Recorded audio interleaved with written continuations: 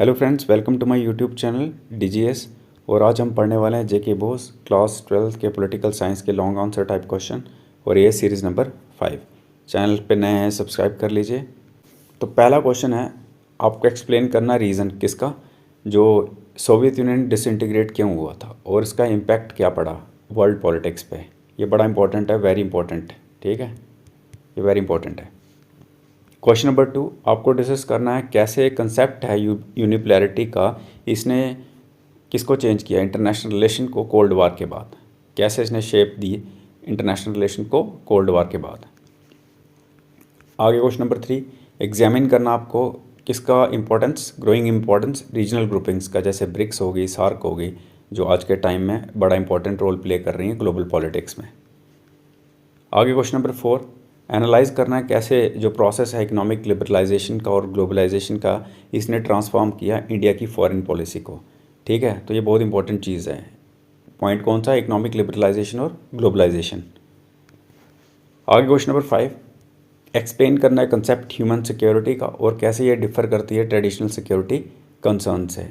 तो ये बहुत इंपॉर्टेंट क्वेश्चन है। ठीक है, आगे क्वेश्चन नंबर 6, आपको डिस्कस करना है रोल इंटरनेशनल ऑर्गेनाइजेशन का, जैसे IMF है और वर्ल्ड बैंक।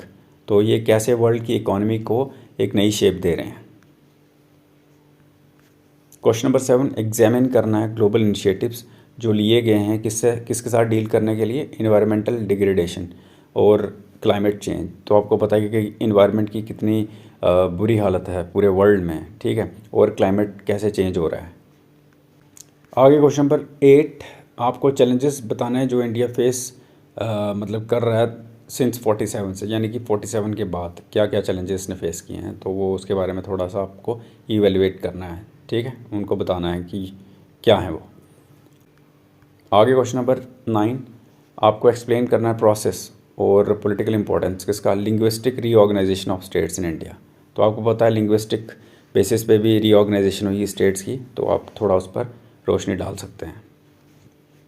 आगे क्वेश्चन नंबर 10, डिस्कस करना रोल पंडित जवाहरलाल नेहरू का कि इन्होंने कैसे इंडिया की डोमेस्टिक और फॉरेन पॉलिसीज़ को एक नई शेप दी, और ये तब की बात है जब देश आज़ाद हुआ था, उसके अर्ली ईयर्स में। आगे क्वेश्चन नंबर 11, एक्सप्लेन करना है मेजर कॉजेज़ इंडिया की विक्ट्री का 1971 वॉर में और इसके पॉलिटिकल कॉन्सिक्वेंसेस। ठीक है, आगे क्वेश्चन नंबर 12, आपको इवेलुएट करना है पॉलिटिकल और सोशल इफ़ेक्ट्स इमरजेंसी के इंडियन डेमोक्रेसी पे। और ये लगी कब थी इमरजेंसी, 1975 से लेकर 1977 तक। क्वेश्चन नंबर 13, डिस्कस करना आपको कैसे रीजनल मूवमेंट्स जो हैं इन्होंने काफ़ी ज़्यादा इन्फ्लुएंस किया है इंडियन पॉलिटिक्स को, खासकर आज़ादी के बाद। ठीक है, तो उनका मूवमेंट्स का रोल या इन्फ्लुएंस जो है आपको लिख सकते हो उसमें। ठीक है, डिटेल में। आगे क्वेश्चन नंबर 4, एग्जामिन करना आपने राइज और रोल किसका, रीजनल पार्टीज़ का। कौन सी पार्टीज़, पॉलिटिकल पार्टीज़ इंडिया के कोलिशन एरा में। अब आपको पता कोलिशन एरा है जैसे NDA और UPA, तो ये सारे कोलिशन पार्टनर्स ही लेके चल रहे हैं दोनों, BJP और कांग्रेस। आगे क्वेश्चन नंबर 15, एनालाइज करना है इम्पैक्ट लिबरलाइजेशन, प्राइवेटाइजेशन और ग्लोबलाइजेशन पॉलिसीज़ का इंडियन पॉलिटिक्स के ऊपर और इकॉनमी के ऊपर। ठीक है,